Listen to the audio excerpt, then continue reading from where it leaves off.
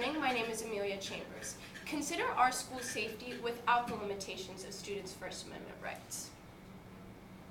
I was given the question, how are the limitations of student rights an illustration of the First Amendment within U.S. public schools?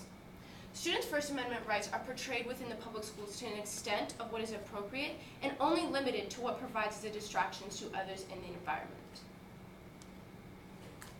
The First Amendment guarantees us the freedom of religion, speech, press, assembly, and petition.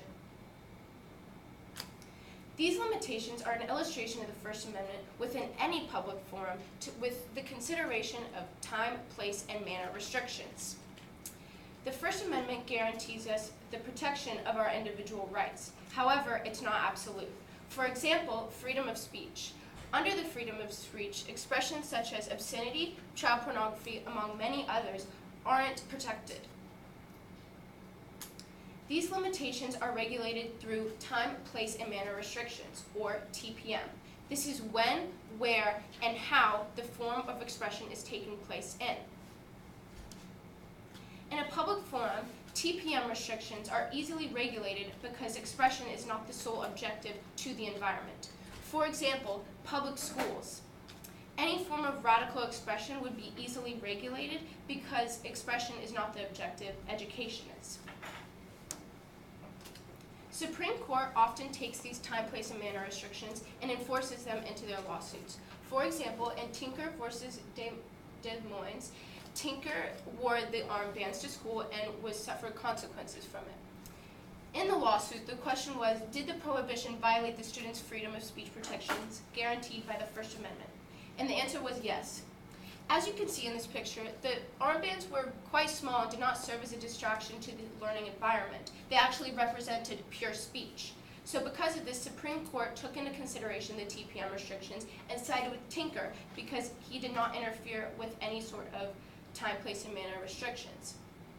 Now, on the other hand, in Morse versus Frederick held up a sign that said, "Bong hits for Jesus." Because this promoted illegal drug use and was against the school policy, Chief Justice John Roberts, who also held the majority opinion, stated, "This right, which is freedom of expression, does not extend to the pro-drug messages that may undermine the school's important mission to discourage drug use." So, because Frederick did interfere with the TPM restrictions, the court case sided with the school system. Our districts often take the TPM restrictions and interpret them into what we call the Student Code of Conduct. This serves as a guideline for the students to be able to know the extent that they can express themselves without serving any consequences or having to face any consequences. This also gives the school system the authority to discipline students when the student conduct has a detrimental effect on the health or safety or welfare of the student, other students, or the school system. Now, often students may argue that their expression is not given to the full extent that they want, usually having to do with things such as dress code. But I'm here to say that it's a greater context. As you can see, the harassment reports, the highest one is hate speech. This includes sexist, racist, and homophobic comments. This form of expression can reach dangerous limits, so this is why we have to restrict these student rights. The limitations of student rights are an illustration of the First Amendment, and this is okay because it's for the greater good and the safety of the students and the school system. We regulate this through time, place, and manner restrictions, enforce it in the Supreme Court, and interpret it into the Student Code of Conduct. Now, students, what you can do about this is follow the Code of Conduct to the extent of what is provided. This means you exercise your expression while still considering the TPM restrictions. You can do this by asking yourself, does it serve as a form of interference? Now, one implication that may come from kind of following this guideline is that students who still feel the need to express themselves, as I mentioned before, may turn to a violent form of expression, which can ultimately be more of a detrimental effect to the health and safety of the school system as well as the students. What questions may you have? Thank you. All right, I do have two questions for you. Which one? What information did you need before you began your research, and then how did that shape your research?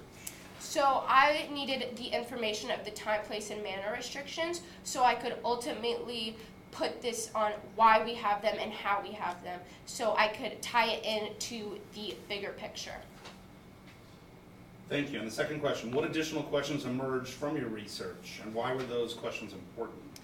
My biggest question was, how effective is the student code of conduct? This is important because if the student code of conduct wasn't effective, then ultimately my argument wouldn't be as strong, because it wouldn't be enforcing any sort of limits or regulations, and students wouldn't suffer consequences, so they wouldn't know the effect of the greater good or the safety of the students. All right, you're done. Thank you.